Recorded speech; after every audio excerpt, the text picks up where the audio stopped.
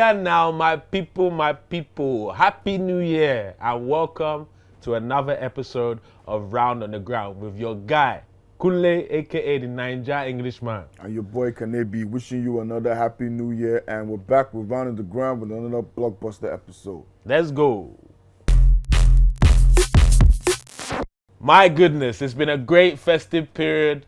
Football, food, drinks, all sorts of things going on, but we are back doing what we love best, watching and talking about the beautiful game of football. And a beautiful historical tournament resumed over the weekend, known as the FA Cup. Manchester City versus Chelsea. That was the blockbuster fixture of this weekend's FA Cup game.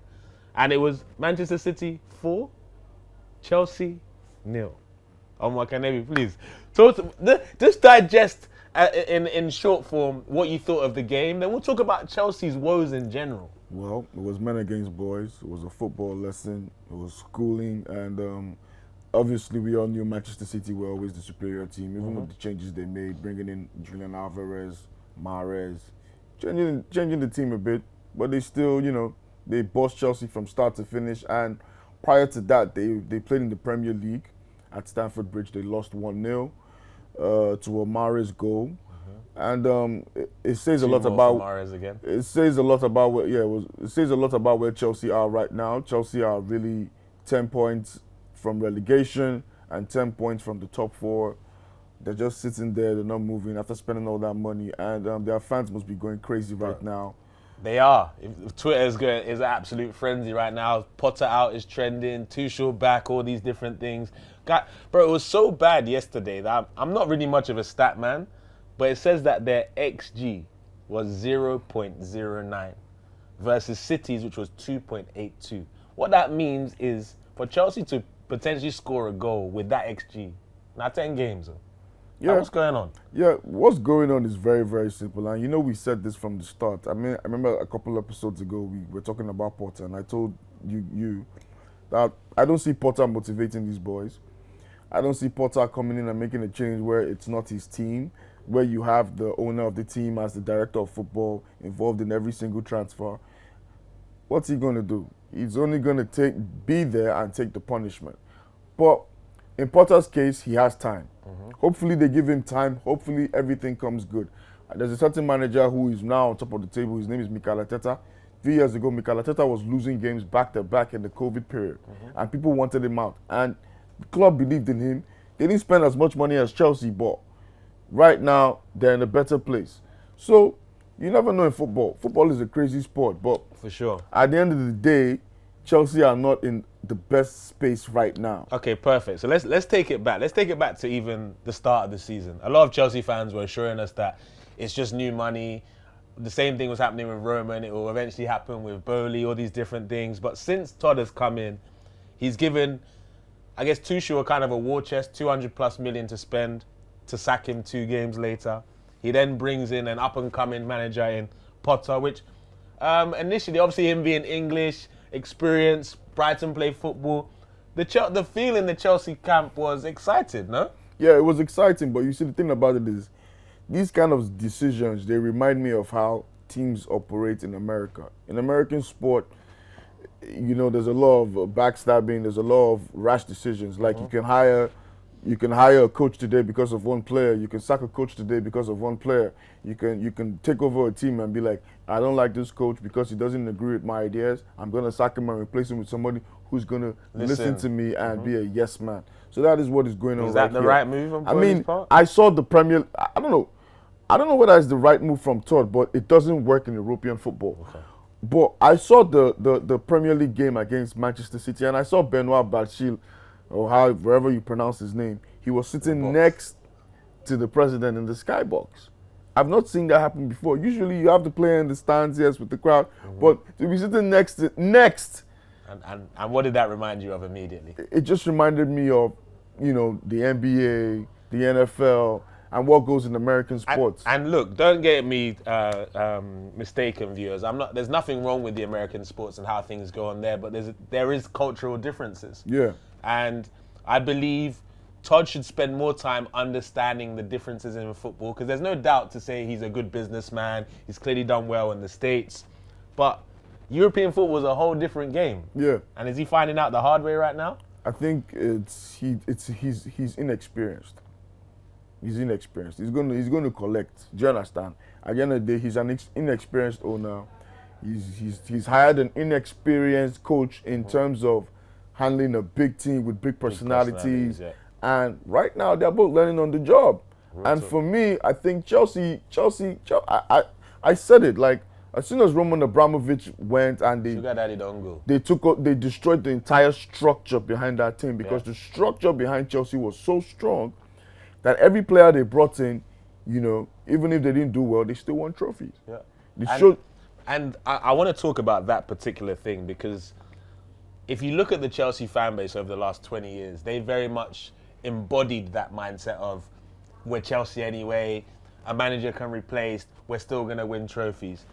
Are they now allowed to complain about this approach? Because it's the same model that Roman was kind of using.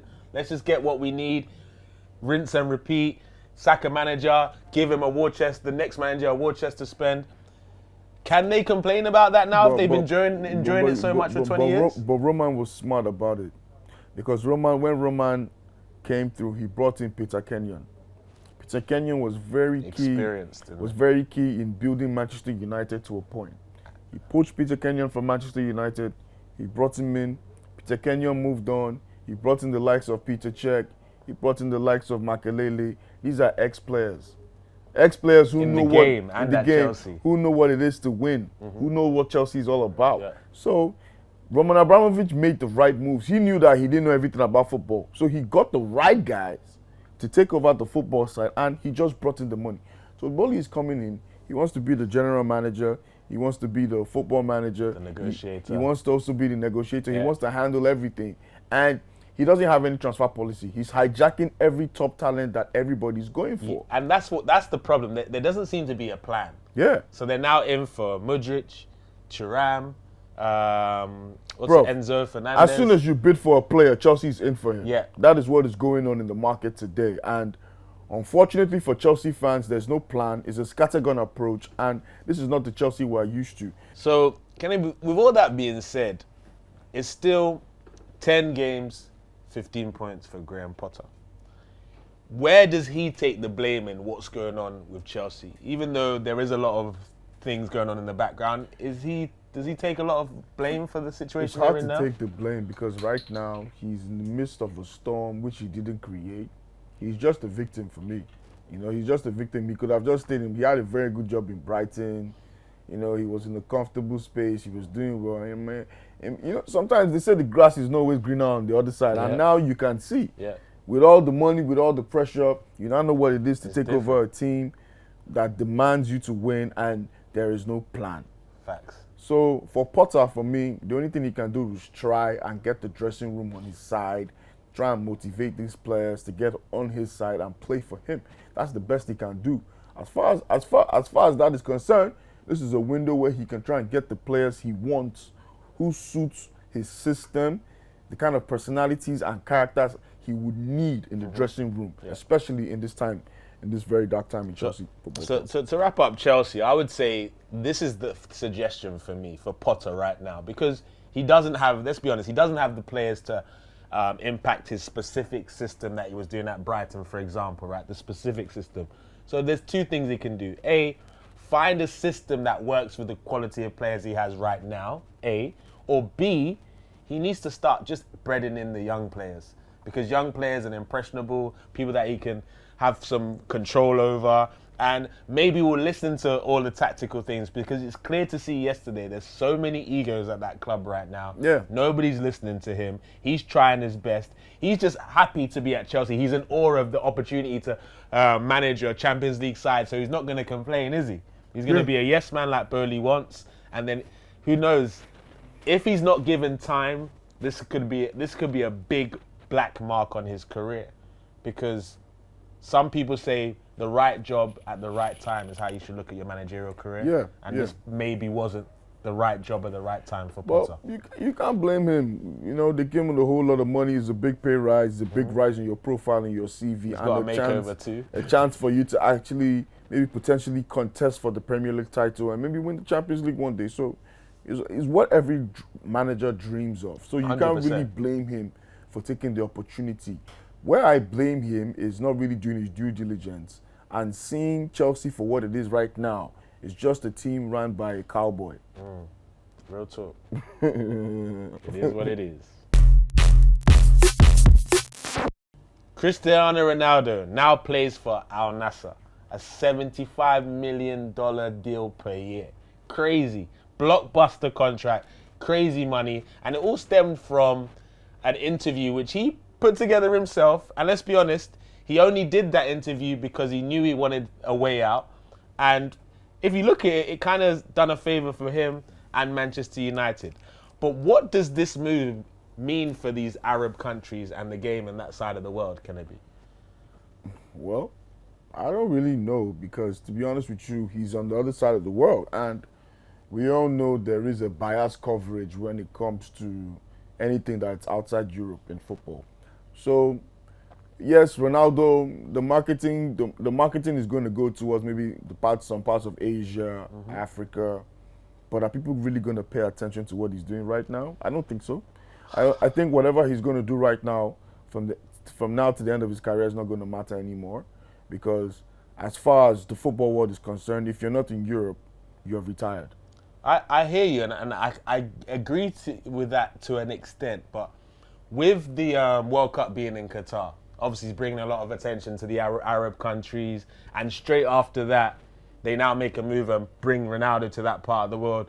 Like, it might not make an immediate impact, but Qatar were the first host nation not to even register a point. I'm sure next time we do see them at a World Cup, they'll be better equipped as a result of the World Cup and Ronaldo coming in there. And I think, I get what you mean. I don't know how Ronaldo's going to improve the players.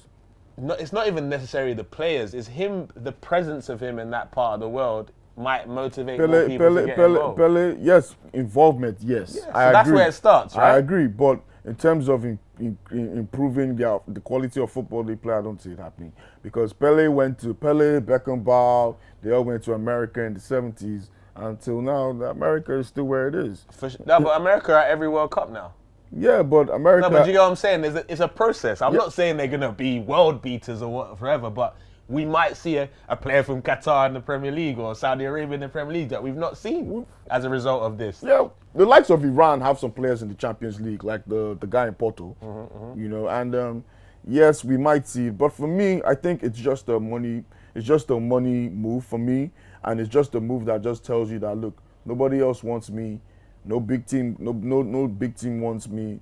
I'm a bag of problems. Let me just go and cash out, make as much money as I can in the last 2 years, and call it a day.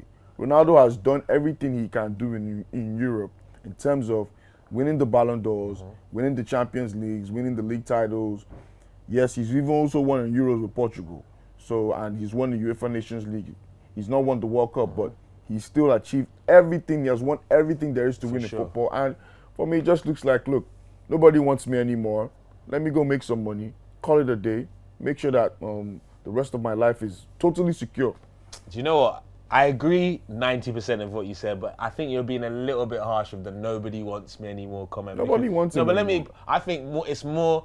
Nobody can afford my package as a top team right now. That's number one. That's for me. And number two, how many top teams want 38-year-olds anyway? So let's not make it seem like, oh, it's Ronaldo. They wanted Zlatan.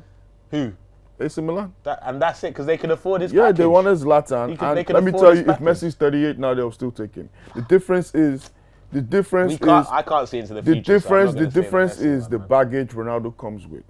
Ronaldo has to be the center of attention. Ronaldo has to be the focal point. He has to play every game. And to be honest with you, in football right now, you can't play every game. For sure, but if you're in a big team. If Sporting Lisbon wanted him, he could have gone there.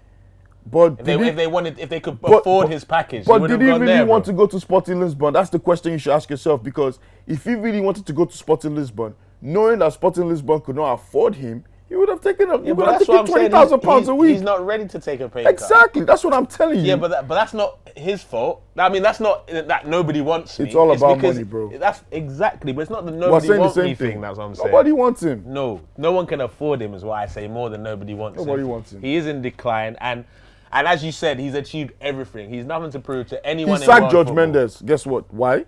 Because of the interview. A 20-year-old, not because of the interview.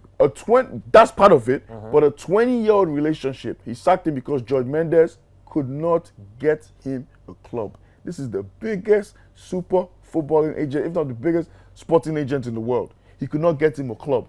Why? Nobody wants the baggage. Nobody wants. Clubs do their due diligence before they sign I hear players. it. I think if he was willing to reduce his money, then a lot of clubs would be interested in personally. But I hear what True, you're that's saying. another factor. If he said, okay, I'm going to take £1,000 a week, I don't care. Like Dani Alves. Dani Alves decided not to get money for Barcelona. Barcelona, yeah. And More they of a sentimental they thing. took him. Yeah. Piqué retired for Barcelona. You see, those players, for me, it's not about the money for them. It's about the love for the game. But Ronaldo, to me, he's a businessman. I see Ronaldo more as a businessman. For sure. Do you like, before we close the Ronaldo matter, do you ever see him being a manager by any chance? No, because I thought he could be a manager, but I think after the game, he's going to have so many endorsements, so many brand affiliations that he's not really going to have the time. He might be the first Michael Jordan of soccer in terms of Buying a club or something like that. You know that Beckham has done it already. Yeah, but Europe, I mean. So. Do you understand? Beckham has a club in Europe. Salford, him, Mike. Okay, Yeah, but you know what I mean. But like in terms of being the Michael Jordan, like being that big brand, Yeah. you know, everywhere. But Messi too is up there too as being also the Michael Jordan too. But you get what I mean. But And if there was ever going to be between the two, it would be Ronaldo because of his personality and his confidence. Because Messi's kind of a quiet, let me just do my thing, Ronaldo play has football. more of a marketable model image, but 100%. Messi is obviously an iconic figure. So Facts. anyway, both of them, they're the top two athletes in the world. They've so. given us 20 years of greatness, so let them enjoy themselves. And also, I find it, sorry to cut this in, I wanted to bring this in. I find it very strange that Vincent Abubakar has to suffer because Ronaldo is coming in. There's a talk that Vincent Abubakar's contract might have to be terminated to make space for Ronaldo because Al-Nassr have not been able to register Ronaldo because they have too many foreign players. Now, it's either they terminate Abubakar's contract or they have Ronaldo unregistered and just keep him as a prop. As a Cameroonian, part of our African continent. Rubbish. It is nonsense, but if he gets a big move to Europe, it could be a blessing in disguise, so let's see. Big week of Premier League football. Who is going to take this title?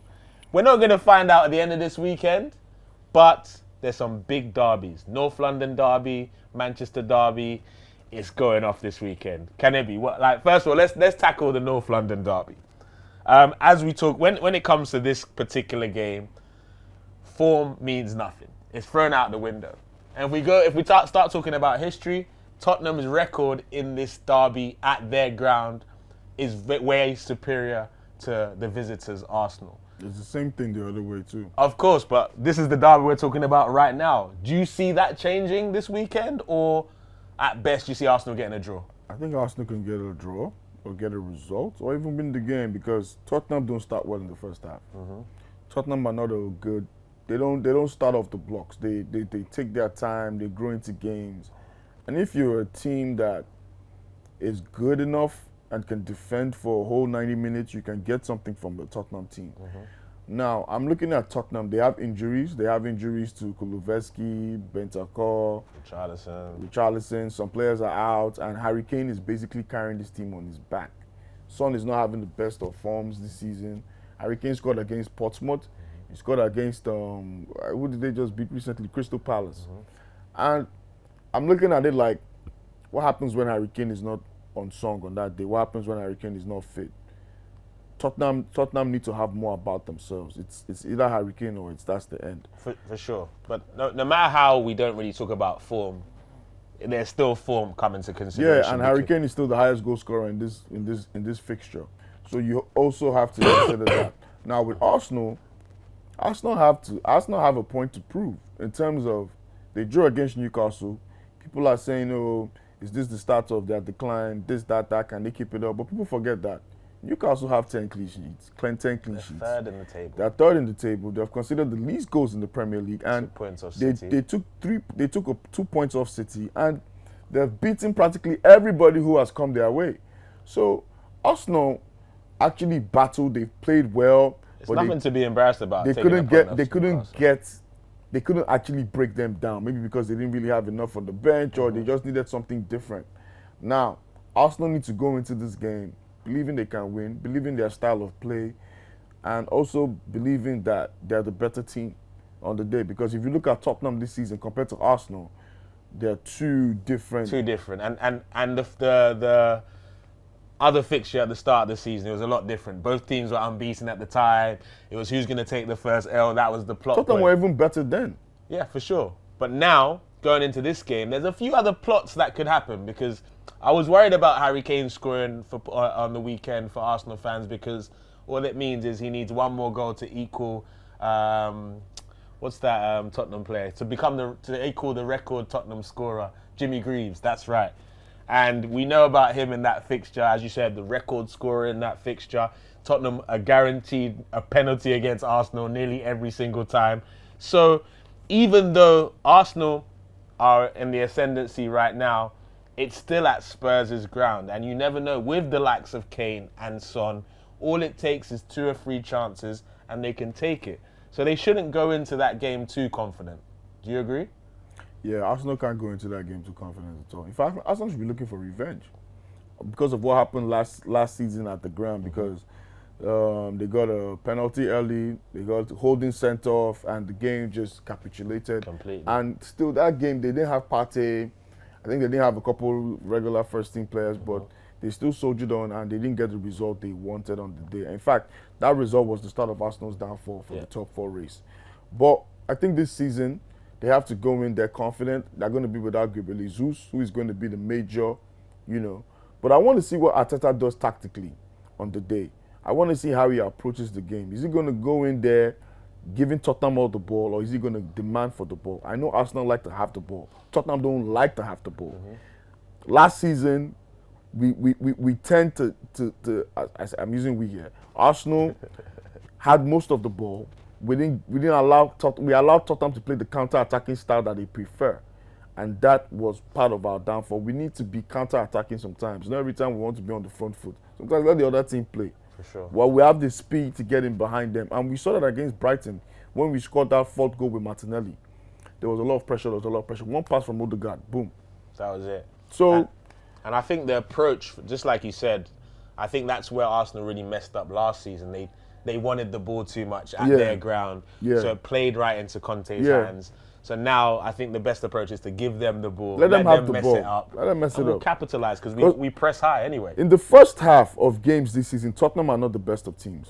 They don't really play. They're not easy on the eye. But switch on second you half. never know with this derby because the fans are going to rile up the team. Yeah. It might get emotional for some players. And like you said, that record is on the line for Harry Kane. That's extra motivation for him to get that goal. But with this Arsenal team, we have never seen an Arsenal team like this before in their history. But let's see what happens. For sure. I can't really call that game. It's a crazy one because at the end of the day, Spurs need this result to kickstart their season again. Yeah. And Arsenal need this to keep the distance between them and City. And at the end of the day, if they've made maybe a Mudryk or a João Felix before that fixture, it could create another plot point, a debut goal somewhere. Yeah. But who knows? Yeah. The second derby is the Manchester derby. Yes, sir. And last time we talked about that derby, there was 2 hat-tricks. One for Haaland, one for Foden, 6-3. I even saw Man U fans saying at least we kept it respectable and stuff like that. But it's a completely different fixture this time around. Yeah. Ten Hag has got the boys playing. They're looking to bring some more recruits potentially before that game. And do you see it going anywhere near the way it went the first time round? I think Manchester United are a better team than what they were started the season. For sure, 100%. Especially when they lost to Brentford and people were thinking it's going to be another Ole season. But Ten Hag has really owned this team in terms of starting with the dressing room, getting rid of Ronaldo, and actually calming things down, applying a lot of discipline. You know, what I've seen from Manchester United is a lot more, a steadier back four. You look like Casemiro. Casemiro has actually been a big difference. Massive. Varane is now playing better, and you can see that Casemiro is carrying the team. He's making them more solid. He's cutting out a lot of their mistakes, and he's covering a lot of ground. And ball recovery, passing. And you can see why they paid that money, and you can see why he's a 5-time Champions League winner. And I won't lie to you, Kennedy, about that. I want to put my hands up because I thought this was the retirement run for Casemiro. I thought 5 Champions Leagues, Real Madrid, come to Manchester and chill. I was one that said it, but if you look the form of the guy right now, there's people calling him still the best DM in the world, which is debatable, but he's got a massive claim for that right now. And you said he's changed the team. And another guy who is doing the business is Marcus Rashford. Last season, Marcus Rashford, Manchester United fans were insulting him. They wanted him sold, but he's rejuvenated. He's a new player this season. He's moving more. He's scoring important goals. Big game player. I don't know. For Man City, they have to go into that game knowing that Manchester United is an improved team. They're a dangerous team, especially on the counter-attack. And if you look at the big games this season, Manchester United have beaten Arsenal, they have beaten Liverpool, and they have beaten Spurs. All at home as well. All at home. So what we're saying, this season, they have not lost to any big team this season. And you can tell that they are now finding their feet. And what's going to happen when the likes of Bruno Fernandes goes back to that is 2-year form. So that game for me, it's a derby. It's going to be a big game. Man City are not keeping clean sheets. The only time that kept clean sheets is against Chelsea. And Chelsea are not really playing well. Right? Chelsea's not really playing well. But I'm glad you mentioned Marcus Rashford in particular, because opposition fans anyway could see it. Like, I could see that Rashford, he's a great talent. There's no denying that. But you could clearly see he needed a new project. Whether that was the new manager to bring a new project, he needed something new.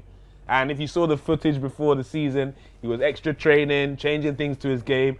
And as you said, he's become a big game player for Man United, someone they can rely on. I even heard some things saying he could potentially win a Ballon d'Or at some point in his career.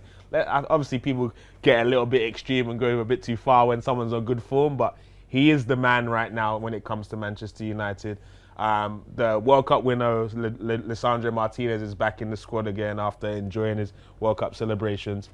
But Manchester City are Manchester City. And historically, this is the week that match week 18, 19, those are the weeks where Man City start getting into their own, kicking into gear.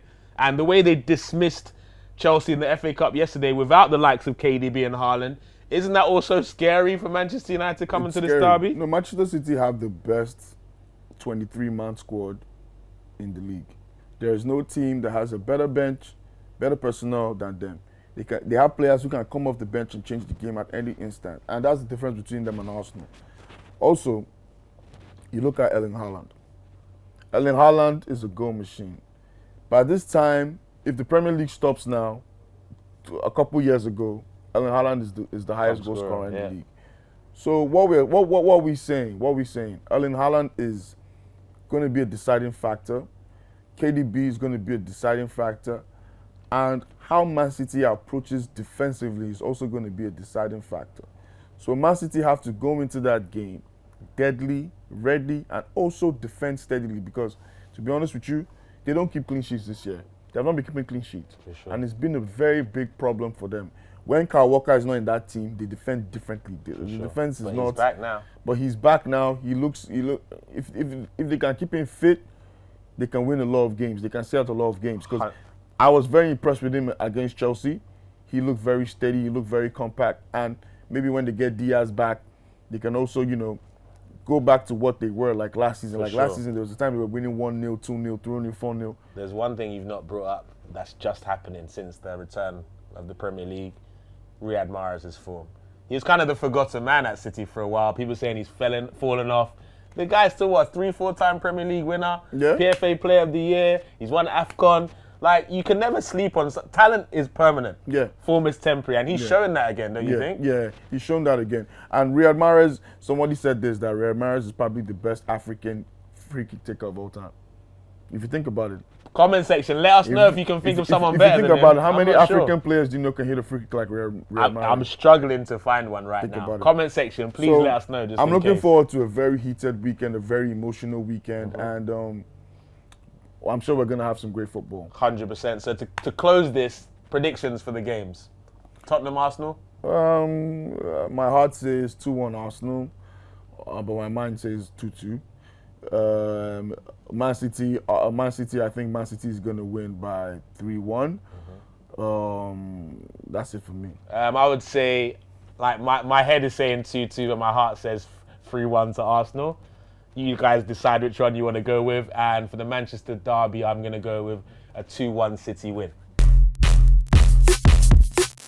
Oh yeah, now my people, that's another episode of Round on the Ground, the first for 2023. More explosive episodes coming on this year. Great derby weekend, and I know you're all looking forward to it. It's been me, Kunle, aka the Nigerian Englishman. And your boy Kanebi. You know what it is. Don't forget to like, subscribe, and hit the follow button. It's REDTV.